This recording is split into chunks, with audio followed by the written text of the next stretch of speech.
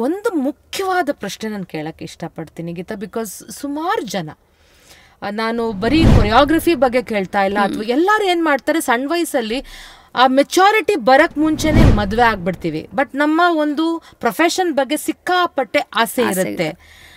ಆಸೆ ಯಾವಾಗ ನೆರವೇರಕ್ಕಾಗಲ್ವೋ ಬಹಳ ನೋವಾಗುತ್ತೆ. ಸುಮಾರು ವರ್ಷ ತಡಿಬೋದು, ಆಮೇಲಂತೂ ಒಂದು ದಿವಸ ತಡಿಲಿಕ್ಕಾಗಲ್ಲ. ಹೀಗೆ ಚಿಕ್ಕ ವಯಸ್ಸಲ್ಲಿ ಮದುವೆ ಆಗೋರಿಗೆ ನಿಮ್ಮ ಒಂದು ಸಂದೇಶ ಏನಿರುತ್ತೆ ಗೀತಾ? ಬಿಕಾಸ್ ಪರ್ಸ್ನಲ್ ಲೈಫಲ್ಲಿ ನೀವು ಅಂಡರ್ಗೋ ಮಾಡಿರೋದ್ರಿಂದ ನೀವು definitely you can be a role model to a lot of ಯಂಗ್ಸ್ಟರ್ಸ್ಗೆ ನೀವು ರೋಲ್ ಮಾಡೆಲ್ ಆಗಿರ್ಬೋದಮ್ಮ. ದಯವಿಟ್ಟು ತಿಳಿಸ್ಕೊಡಿ ಗೀತಾ.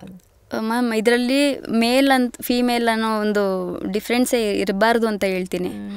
ಯಾಕಂದರೆ ಒಬ್ಬ ಗಂಡ ಆಗಿ ಎಂತಿಗೆ ಏನು ಸಪೋರ್ಟ್ ಮಾಡ್ತಾರೆ, ಅವ್ರ ಡ್ರೀಮ್ನ ಫಿಲ್ ಮಾಡೋದಕ್ಕೆ ಅವ್ರ ಜೊತೆನಲ್ಲಿ ಬ್ಯಾಕ್ ಬೋನ್ ಆಗಿ ನಿಂತ್ಕೋತಾರೆ.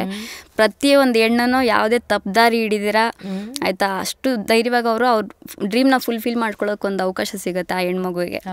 ಯಾಕಂದರೆ ಮುಂಚೆ ಇತ್ತು ಮ್ಯಾಮ್, ಹೆಣ್ಮಕ್ಳು ಅಂದರೆ ಮನೆಯಲ್ಲೇ ಇರಬೇಕು ಅದೆಲ್ಲ ಇತ್ತು. ಬಟ್ ಇವಾಗ ಟೋಟಲಿ ಚೇಂಜ್ ಆಗಿಬಿಟ್ಟಿದೆ. ಹೆಣ್ಮಕ್ಳು ಗಂಡ್ಮಕ್ಳು ಅನ್ನೋದು ಏನು ಇಲ್ಲವೇ ಇಲ್ಲ. ಗಂಡು ಮಕ್ಳಿಗೆ ಸಮನಾಗೇನೆ ಹೆಣ್ಮಕ್ಳು ವರ್ಕ್ ಮಾಡ್ತಿದ್ದಾರೆ. ಇವತ್ತು ಹೆಸರು ಮಾಡ್ತಿದ್ದಾರೆ, ಪ್ರತಿಯೊಂದು ಫೀಲ್ಡಲ್ಲೂ ಹೆಸರು ಮಾಡ್ತಿದ್ದಾರೆ. ಸೊ ನಾನು ಕೇಳೋದು ಅಷ್ಟೇ, ಅವ್ರ ಡ್ರೀಮ್ಗೆ ಸಪೋರ್ಟ್ ಮಾಡಿ. ಮನೆಯಲ್ಲಿ ಅಪ್ಪ ಆಗಿರ್ಬೋದು, ಅಣ್ಣ ಆಗಿರ್ಬೋದು, ಪ್ರತಿಯೊಬ್ಬರು ಯಾರೇ ಆಗಿರ್ಬೋದು, ಆ ಒಂದು ಹೆಣ್ಮಗು ಫೀಲಿಂಗ್ಸ್ಗೆ ಬೆಲೆ ಕೊಡಿ ಅಂತ ಕೇಳ್ತೀನಿ ನಾನು. ಸ್ವೀಟ್. ಬೆಲೆ ಕೊಡಿ, ಸಪೋರ್ಟ್ ಮಾಡಿ.